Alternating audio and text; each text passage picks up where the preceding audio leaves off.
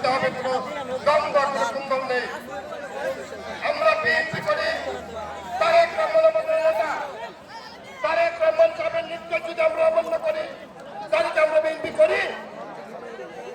উনি দলের ভারপ্রাপ্ত চেয়ারম্যান, বালুঘাট থানা বিএনপির ভারপ্রাপ্ত আহ্বায়ক জনাব মুর্শিদ আলম সাহেব, আরো কোন নেতা আছে?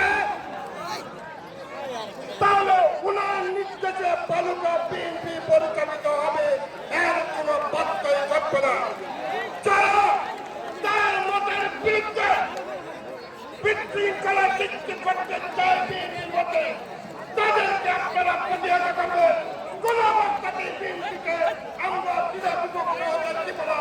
এই জন্য আগামীতে বালুঘাট থেকে সংসদ সদস্য হবে মুর্শিদ আলম সাহেবকে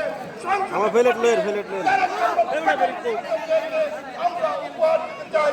এই আহ্বান থেকে আগামী দিনে প্রত্যেকটা কর্মসূচি যারা মুর্শিদ আলম সাহেবের নেতৃত্বে অনুষ্ঠিত হবে, আপনারা সকলে অংশগ্রহণ করবেন। এই আহ্বান থেকে সকলকে ধন্যবাদ জানিয়ে বাংলাদেশ জিন্দাবাদ, বাংলাদেশ জাতীয় জিন্দাবাদ, শহীদ মানব বেগম খালেদা জিন্দাবাদ,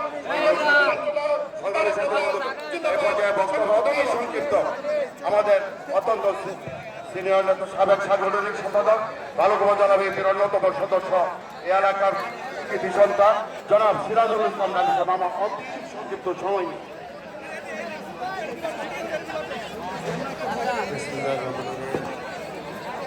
জাতীয়তাবাদী দল